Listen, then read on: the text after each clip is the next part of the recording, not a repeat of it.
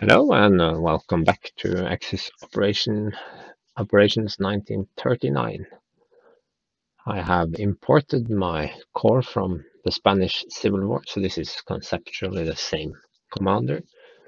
And like I talked about at the start of the Spanish Civil War, he would have the opportunity to earn experience as the campaign progresses, sort of like a tiny bit of role playing or what have you not. So you can see that I have started the game with the same difficulty settings. It's Generalissimus and unlimited undo, 100% randomness. And my guy here, he will then have the same stuff he had in the previous game: denied artillery, inefficient supply. He will have trench log, slow modernization, fear of unknown, and arrogant. But this time we will not use the auxiliary force because now we have infantry that we can control ourselves. And I much prefer to develop my corps rather than spam cheap allied units. As we saw in the Spanish Civil War, you can have enough prestige to actually buy auxiliaries in every scenario. Not necessarily maximum every scenario, but in many scenarios I did buy the maximum I could. Cheap units though, but still. So I'm not using that now, although it would be extremely effective going forward as well. But it's not the way I want to do it. So again, role playing a bit, he had some connections in Italy, so he got some extra Italian units to command around.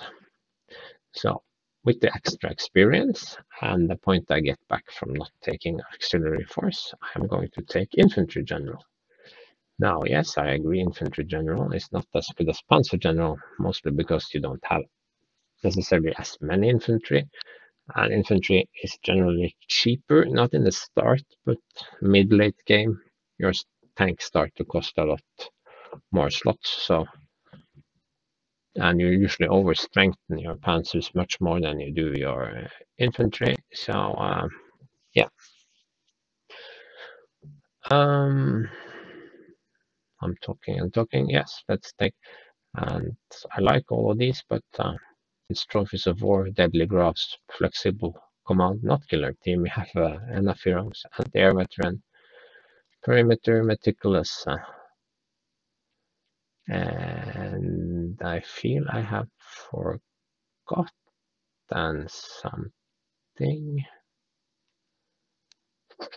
Force dispersion, of course, I'm playing with only one hero. So aggressive deployment. I'm not sure aggressive deployment is sort of 100% needed. I really enjoyed meticulous planning, but aggressive deployment is very good. But I'm thinking this is a 3-pointer. It's this one and trophies should cost 3 points. They are insanely good. And I am desperately petitioning Alex, the lead developer, to sort of give us a setting where we can scale anti-air damage from anti-air veteran.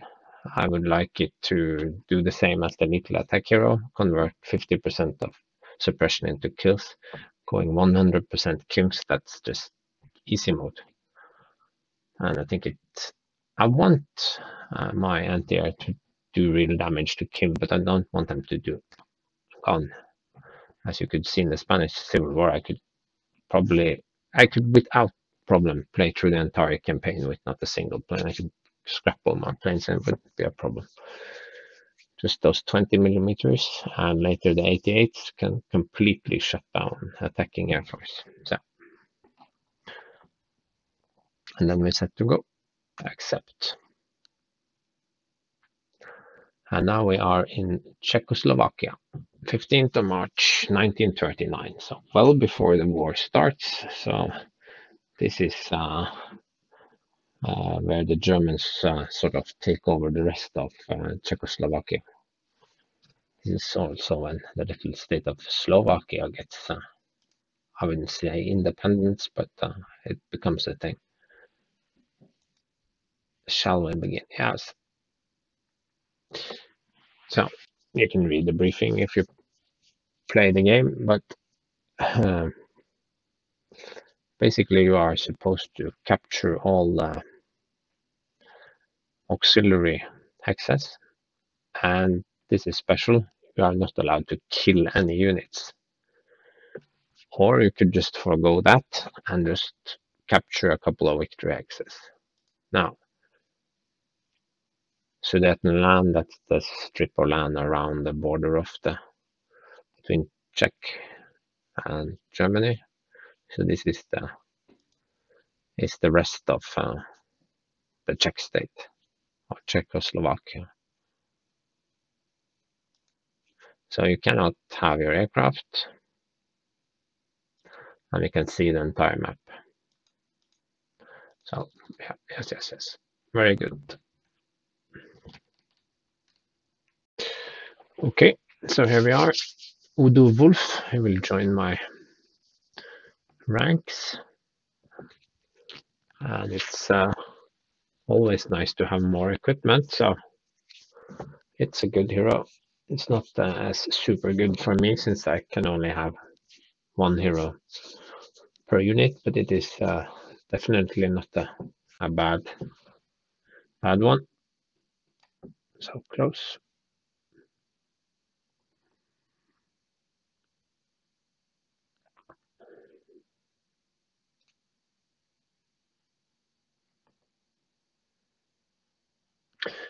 This is my most expensive unit, I think.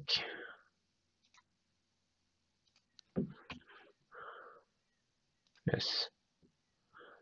I could have wanted to turn it into more heavy artillery, but I don't have very many pieces. Although I have 12 pieces, it's better, I think, to just keep those for reserve. This is a very good, powerful artillery. This one has shock tactics, which is also good. No airplanes in this mission, remember.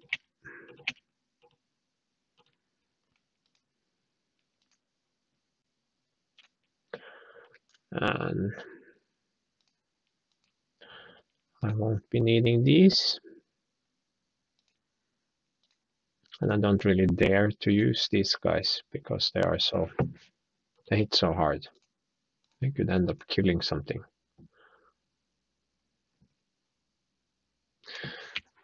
And that goes for my tanks as well.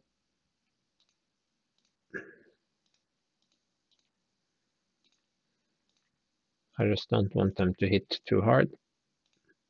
I don't want them to be weak either. Also, in a circlement mission, it's usually better to have more units. Why does it look red? It's a weird minor bug. Okay, there. Should upgrade some of my units. This one definitely to the 2C. The 2C is a pretty good machine actually for quite a while. It's not expensive. It has decent, I would say, hard attack. I mean, the BT has 10 defense. This one has 12. So you can definitely put a hurt on this one. And it has rapid fire, so it shoots a lot. So the 2C is one of my favorites early on. This is the A prototype gift unit we got. So the difference there isn't very big, so I could always wait and not upgrade it yet. Instead, I think I will. I mean, I like these guys. They are just one slot, but it's time to Stuka.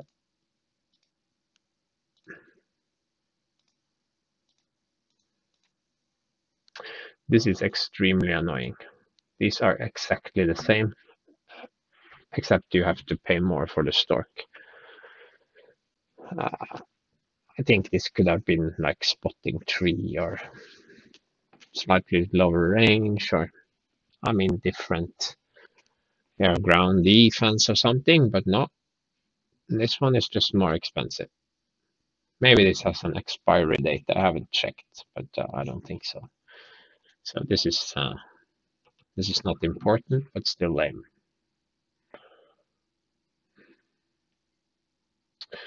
So we're going to need infantry, and I always like cavalry. Eventually they will become obsolescent, but I don't think ever really obsolete, because they can quickly go places where other units can't reach and get to defensive units like anti-aircraft, artillery, that sort of thing, and I excel at that. Just have to learn how to use them and accept that when they take losses, which they will, it's relatively expensive to fix them up, but not that much more expensive than when you figure into transports for other infantry. Grenadiers are hopelessly bad unless you get special heroes. Horrible. Pioneers are good for pioneering stuff, of course. These guys without transports are, I think, really good. They can move up to speed 4 with forced march, and well, they are very cheap to reinforce, so that's important. And I have me a couple of those. These need trucks, of course. I mean, it's debatable. Is this worth the extra prestige to get those 2 steps? Probably not.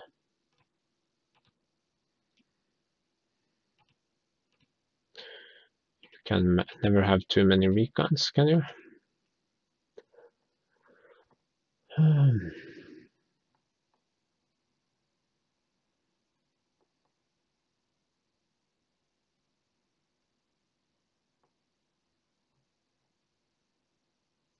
I guess I could put in the BT or something, but let's just go with this.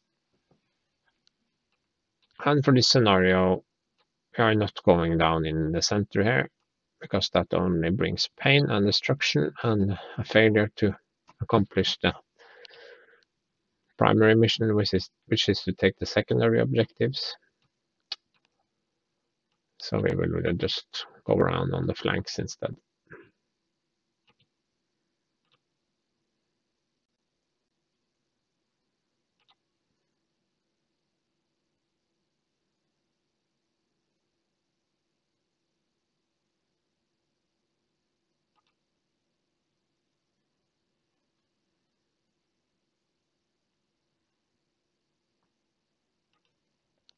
Why no pioneers? We don't really need any pioneers for this mission, I think.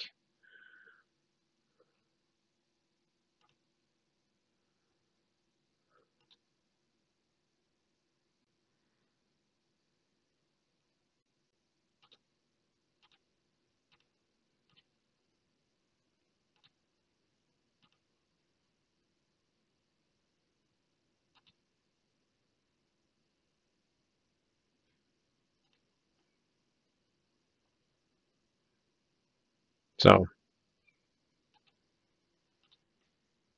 this hero, not good in this scenario. You really don't want it. So he can be at home. No retaliation. I don't know. Sky, I suppose. Rapid fire can also be kinda dangerous, but it's not a problem if you're careful.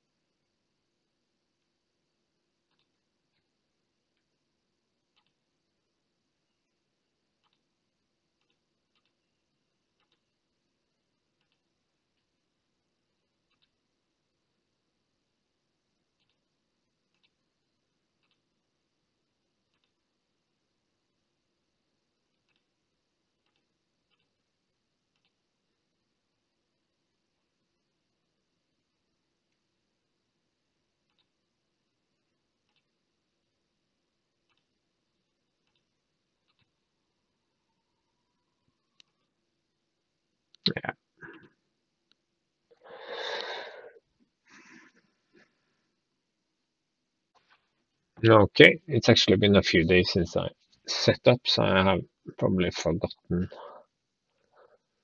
most things here.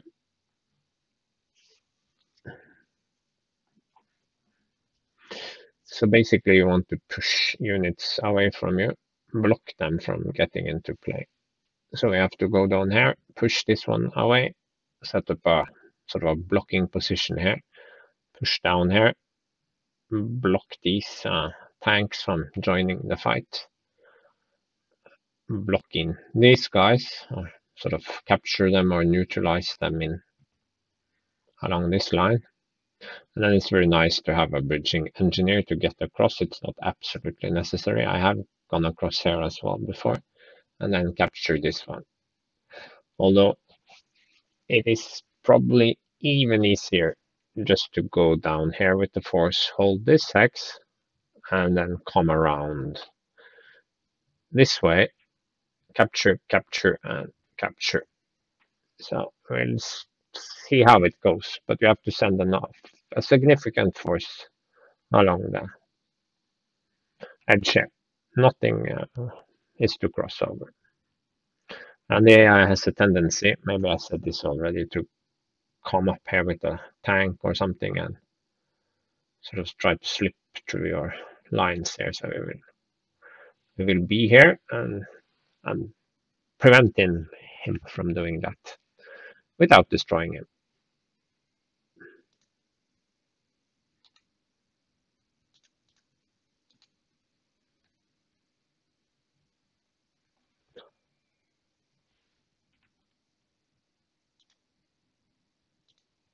No.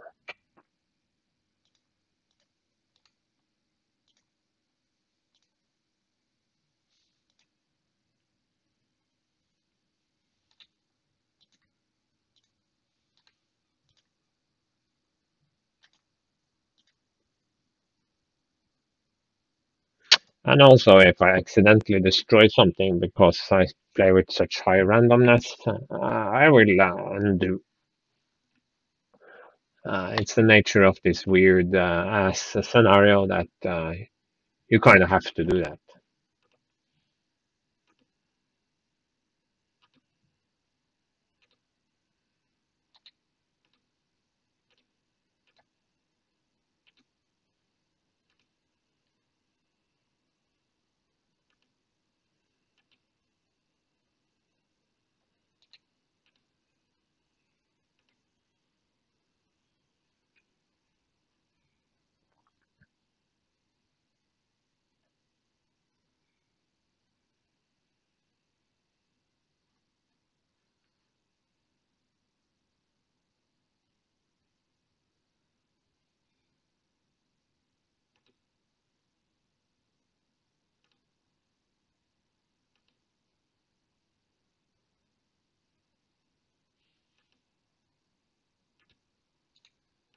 So, I mean, hitting it with this massive artillery piece, that could be potentially very bad.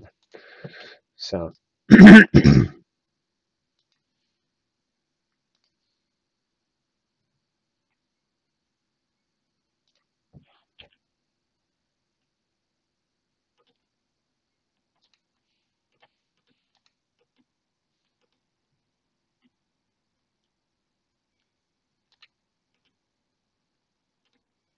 no, I was hoping I could get up into that hills there.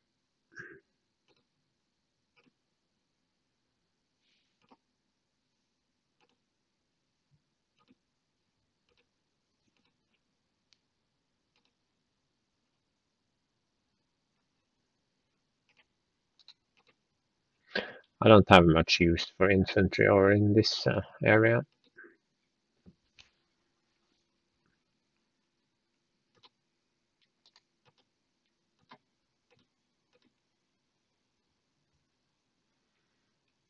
Anti-tank gun.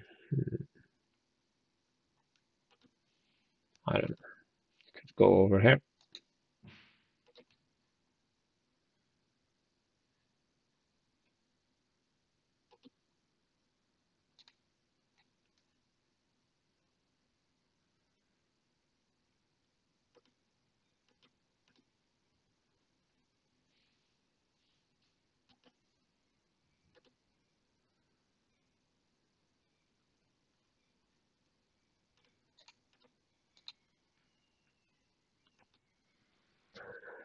Yeah, we get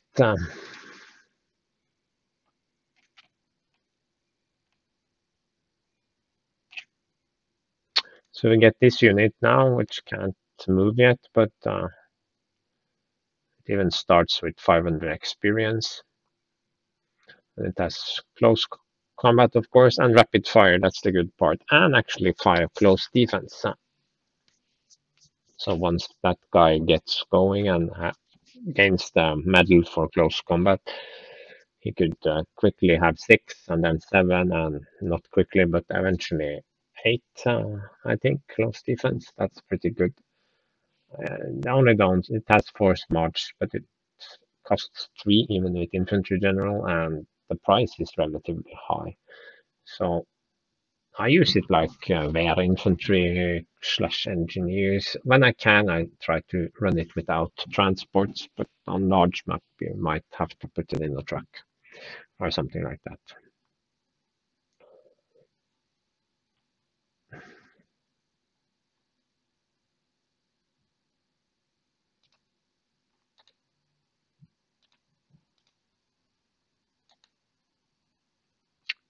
So attacking this with cavalry now, that could be extremely risky.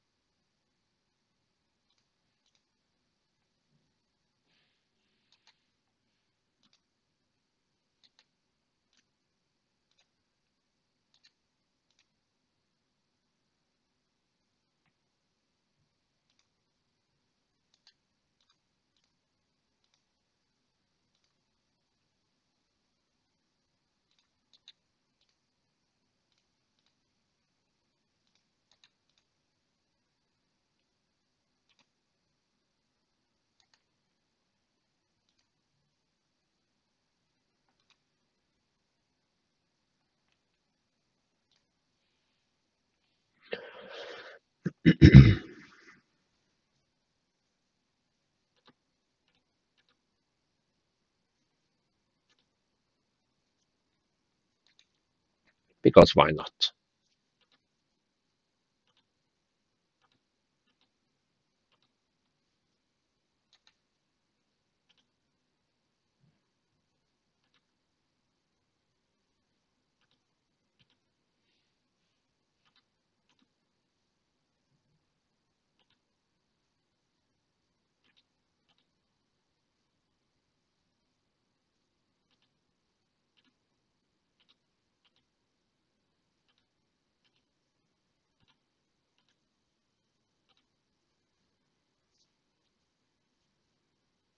These guys can't move yet.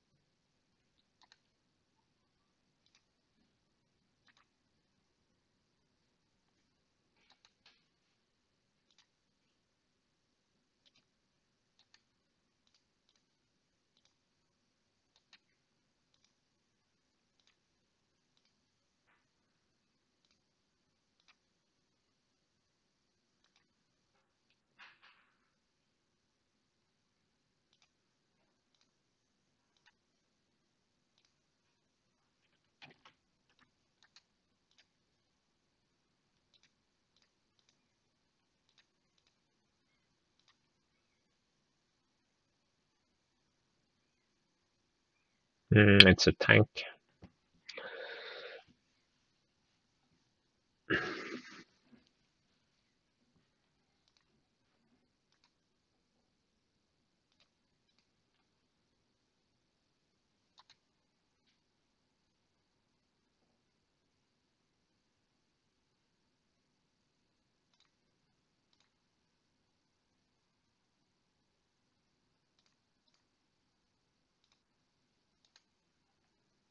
Okay, not the ideal line, but it'll work.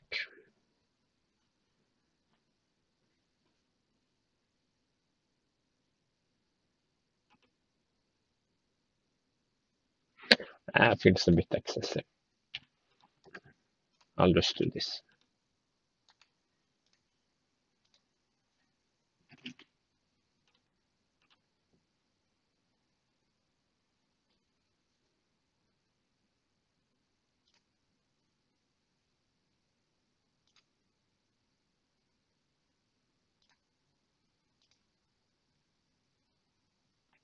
Uh,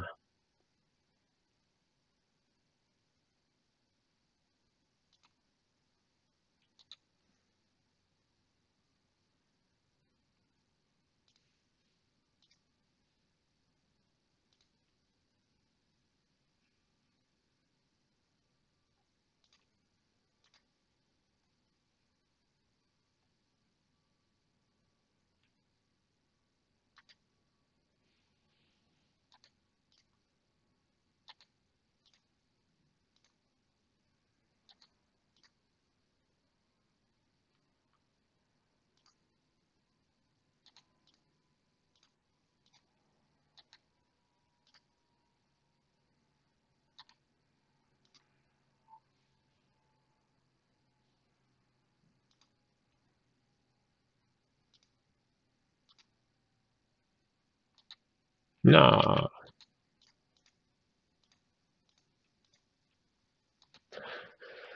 that works.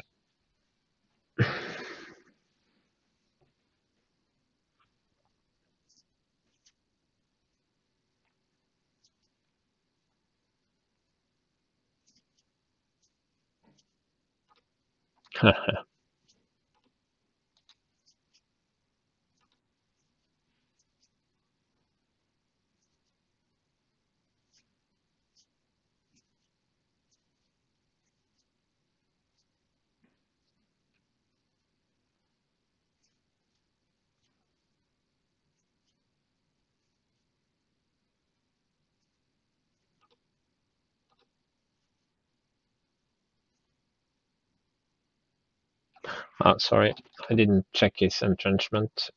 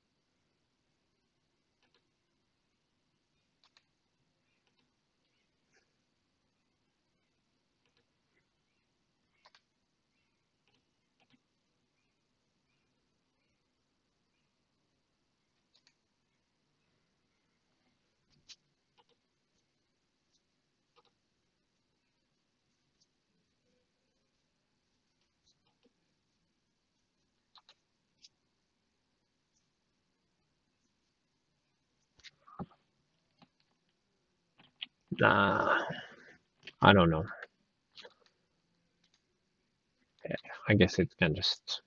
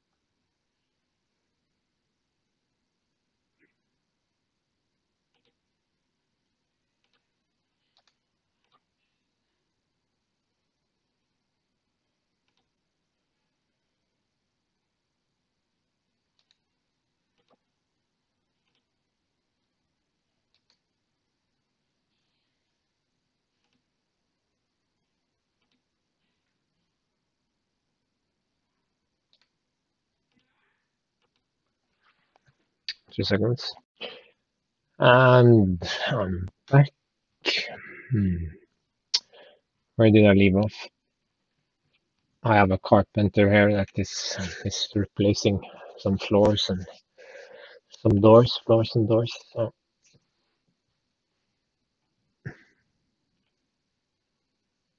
yeah, I let this guy heal up so I could push him out of the way. I'm not sure that was so useful, but okay. These guys have driven. These guys have this guy locked in. I think I was done there.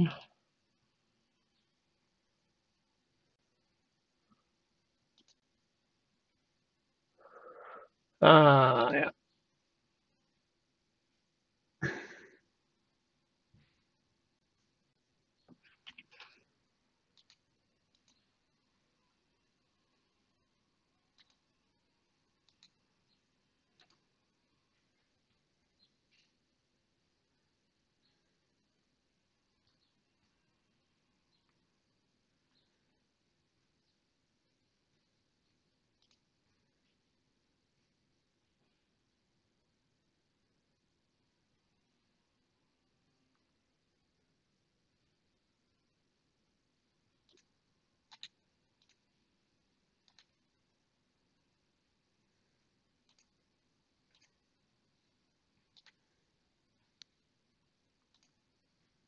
I mean, it could go down here and cross the bridge if I want to.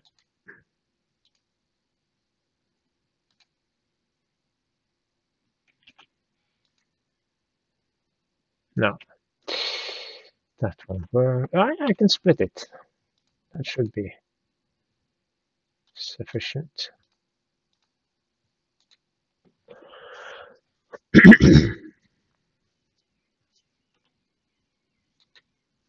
I'm not sure what the point of that was.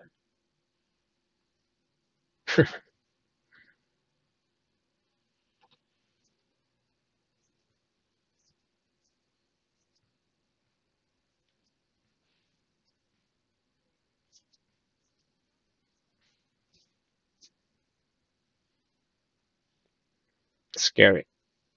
Yeah, that's predictable.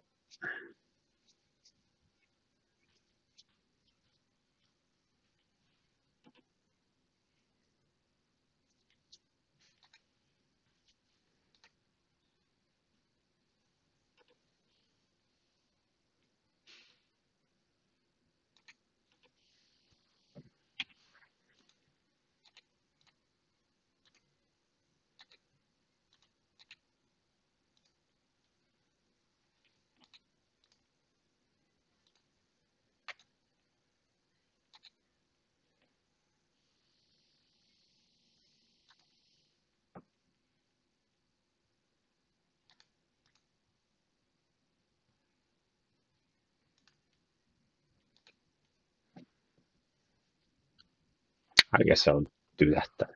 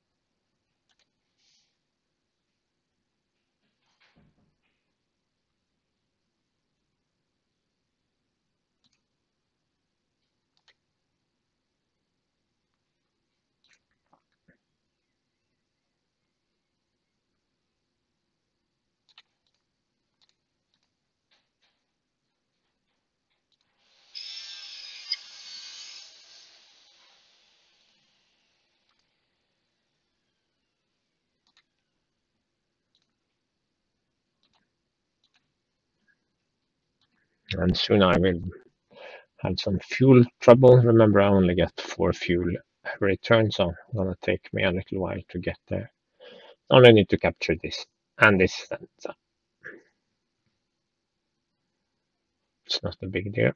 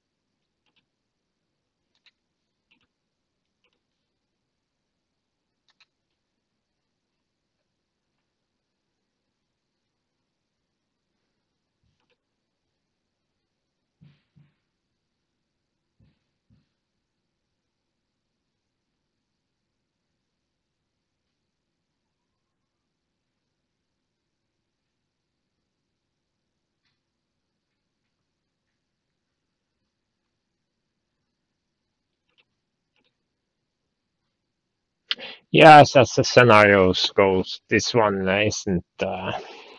This isn't Panzer Corps. This is some sort of weird puzzle. And after a few tries, you can always solve it.